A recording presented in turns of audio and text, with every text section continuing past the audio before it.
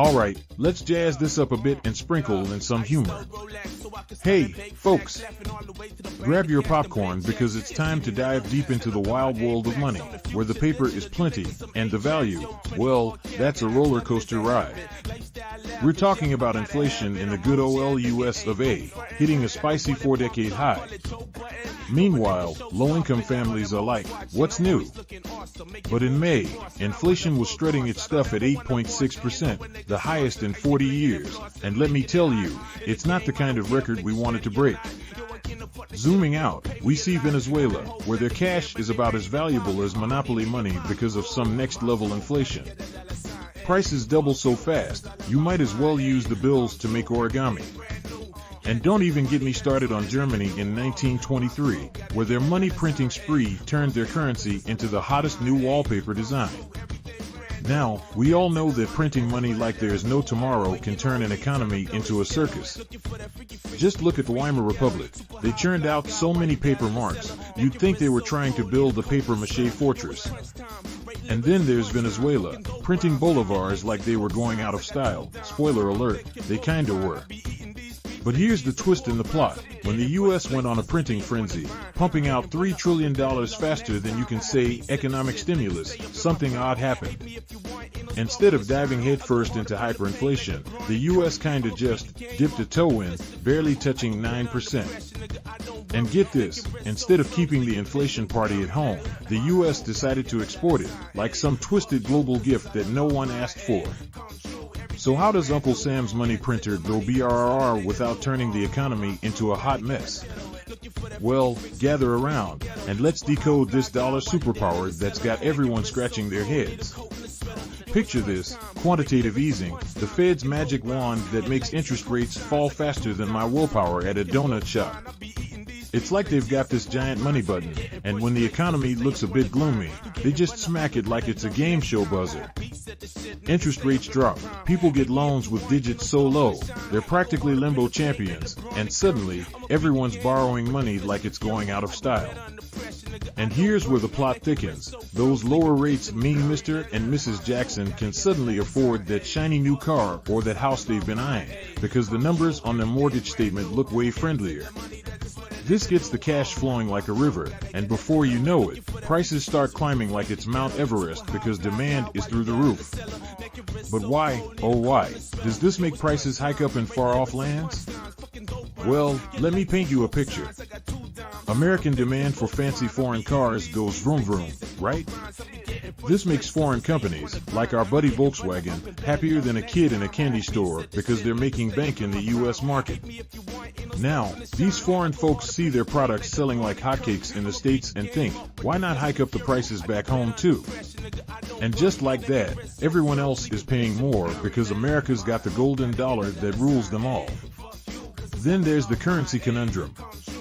When America prints money, it's like they're spinning the globe, and wherever it stops, that country's currency might just take a nosedive. Suddenly, euros are pricier than a hipster's artisanal toast, and everyone else's money is looking a bit green around the gills. And when other countries try to keep up, they start printing their own money, and we end up in an inflation party where everyone's invited, whether they like it or not. So, there you have it, folks. The US has this superpower where it can print a boatload of cash, throw it into the economy like confetti at a parade, and instead of a financial hangover, the world gets the headache. It's the kind of plot twist that not even M. Night Shyamalan could see coming. And if you want to get your brain all twisted up trying to understand this economic roller coaster, check out the study materials linked in the description. Meanwhile, if you're looking to level up your IT game, our buddies at Coding Invaders have got your back, promising to transform you from zero to data hero faster than you can say syntax error. That's the skinny on the money printing saga, y'all. If you found this little economics tale amusing, smash that like button to appease the YouTube gods, and subscribe for more wild stories from the business world. Catch you on the flip side, where we'll keep inflation in the States is blowing up like a marshmallow in a microwave, reaching a big, fat 40-year high. Meanwhile, the folks at the lower end of the income ladder are getting squashed like bugs on a windshield in this financial storm. Picture this, inflation is the villain in this comic book, and it's just zapped us with an 8.6% power punch. Cop out. Let's take a trip down bad economy lane and peek at Venezuela. If inflation there were a Spotify playlist, it would be on repeat, and trust me, it's not the summer hits. We're talking prices doubling faster than you can say what the Bolivar. It's so wild, you could use their money as confetti at your next pity party. But wait, there's a historical plot twist. Let's rewind to Germany, 1923.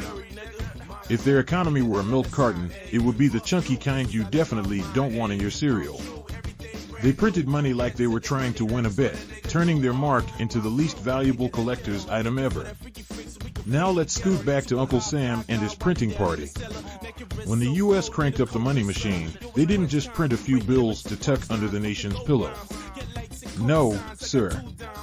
They printed trillions, like they were trying to wallpaper the Grand Canyon. But instead of their economy going belly up, they just had a little burp of inflation, a mere 9%. But here's the kicker. While other countries print money and watch their economies go into freefall, the U.S. prints greenbacks and sends inflation on a world tour. Other countries are like, thanks, Uncle Sam, for the inflation we never asked for. So, what's the U.S.'s secret?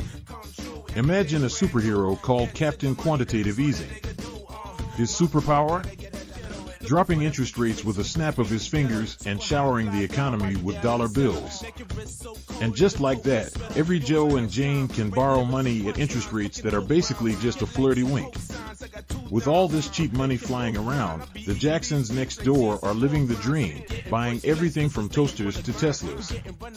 The demand is hotter than a summer barbecue, and prices are jumping higher than a kangaroo on a trampoline. But how does this make the rest of the world's wallets feel the burn? It's like this. When America starts flashing its dollars for foreign goodies, companies abroad start pricing their stuff like it's vintage wine. They're making more dough than a baker on a Sunday morning. Back in their home countries, they think, hey, if Americans are willing to pay more, why not hike up the prices here too? And bam! Inflation spreads faster than a meme on the internet. Then there's the currency shenanigans. When the U.S. prints money, it's like they're playing global hot potato with exchange rates. The euro starts feeling fancy, costing more dollars, and suddenly, everyone's currency is on a roller coaster, except they're not screaming with joy. So other countries start their own printing parties to keep up, and you've got an inflation rave that no one's enjoying. There you go, my friends, a tale of economic intrigue, international drama, and money printing madness. If you got a chuckle and learned a thing or two, hit that like button like it owes you money, and don't forget to subscribe for more stories from the wild world of finance. And if you want to up your game and not leave your career to the economic winds, check out our pals at Coding Invaders. They're offering sweet deals to get you from tech noob to tech guru. Stay tuned, keep your wallets close, and your sense of humor closer. This is Economics, the sitcom edition, signing off. Peace out, and may your currency always be strong.